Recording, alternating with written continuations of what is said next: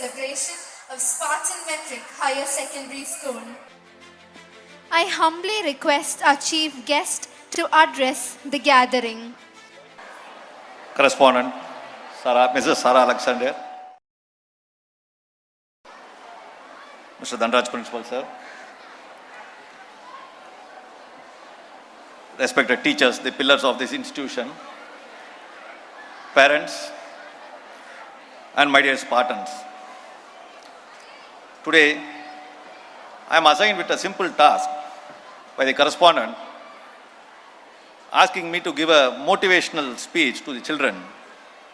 Though it's very simple to collect certain motivational quotes or words, it would be quite difficult for me to drive it into each children at this time of hour because they would be wanting to watch the other events of the day. But I'll let children kindly, I would insist upon you to pay heed for me just for a few minutes so that I will tell you about what I learned as my experience as a student and what I couldn't get back after I left the school. 42 years ago, when the founders of this great institution laid foundation, their prayer was to see that those children who passed through this institution would be peacemakers, outstanding human beings, and deeply rooted in discipline. Why? Why did they not think or pray that the school should flourish with 5,000 more students, or develop this as a college, or even make this as a deemed university? Their vision was to see that they did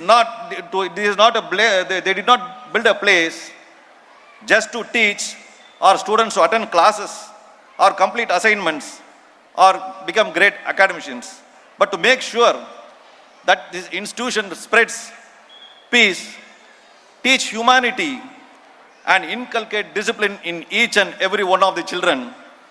And if all these three qualities are there, they would build a great nation.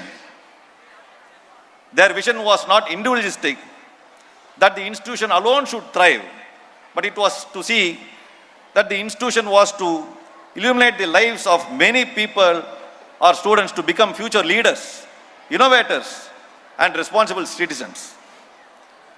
Children, before you came to this school, at home, you were nurtured by your grandparents, parents, with love, affection, and to show respect to elders, and to have faith in God. When you came here, this would have been your second home, where it's beyond academics. This is a nurturing environment for you all, where learning and personal growth take place. This school has been your foundation for acquiring knowledge, developing skills, and build your character. And that will guide you to be an excellent individual and to shape yourselves, and you are here exposed to wide range of challenges, subjects, activities, experience, and prepare your minds and prepare you to face the future. But according to me, is this enough? You are good at academics. You will be tomorrow after the school settled with a job. You are a good human, disciplinarian. You will be respected. But end of the day, when you come from a job, work, sit at home, what will you think thereafter? What do you have to rejoice? You have your family, but ultimately you will have to think about something, talk to someone, enjoy what you did in this school. There is one relationship. For sure, I know all you children would not share everything with your parents except to one person, that is a friend. This school or any school is a place for you all to develop friendship, to rejoice with it, and you will remember whom you have made your closest friends and with whom you have worked together, be it in projects, cheering her or him in sports, and have made your school days memorable. I would suggest as an advice to you all to participate in all the academics, not only in academics, but also in extracurricular activities in which you have your own interests. Unless you participate, it is not the question of winning a prize or getting something, but it's the question of participation is that the teachers or your parents could at least learn your talent and develop you in that so that you become someone in the line which you really are interested. Next, to all the students, how to be a good human being. One of your goals of the school is that they develop good humans. Let me give an example here. A and B are classmates. A bullies or pranks with B or even hurts him. What happens? What A has to do? If he thinks he is the bravest, he has done something to B, the first thing he has to do to anyone or anything he has done is to apologize. It is not brave to do something for someone against someone. The first to apologize is the bravest. Then come back to B. A apologizes. Whether he accepts, he might say, I don't need your apology. But the best or the strongest, let him not think that he has bullied me or he has pranked on me. I can still do something against him because I am the strongest. Because the first to forgive will be the strongest. Leave both these things, assuming that A or B they don't apologize, they don't forgive. What happens? You can't go home. And by the time you go home and your mom says, what will you have? You will be by then in full anger. You will say, I don't want anything. I won't read. Therefore, the best thing is to forget.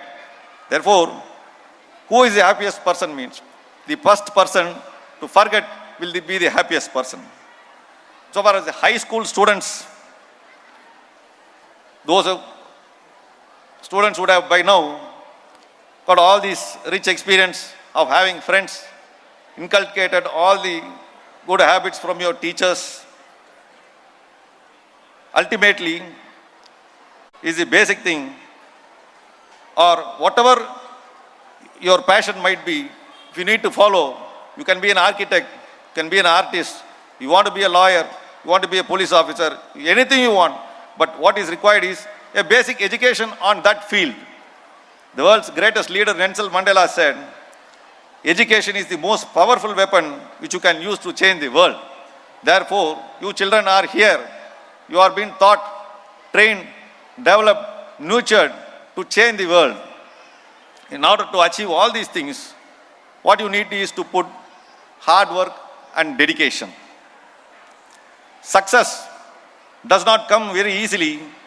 It is a sum of all small efforts put in every day, day in and day out. Success does not come to you, but you need to go to it. There is no substitute for hard work.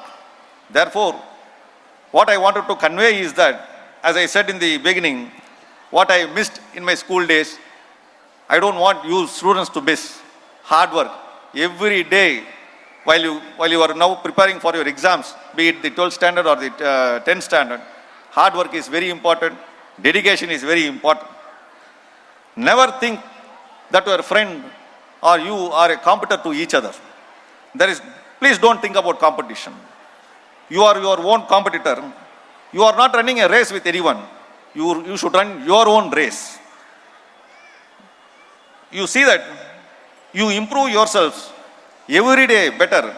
Every exam you work better so that you are better than the day before or the exam before.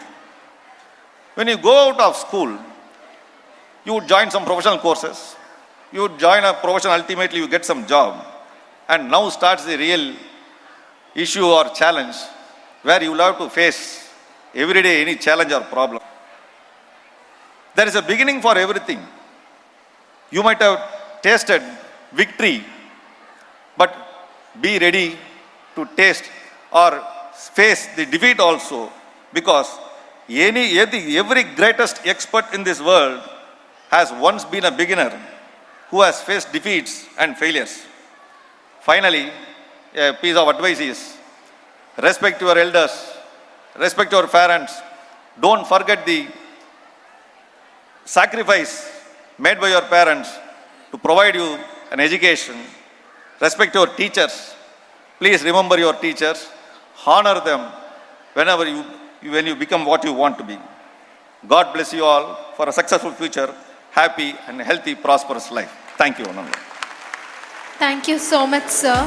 Your inspiring words and distinguished presence serve as a true source of motivation for all of us. I now invite our principal and correspondent, Mrs. Renu Sara Alexander, to present a memento to the chief guests.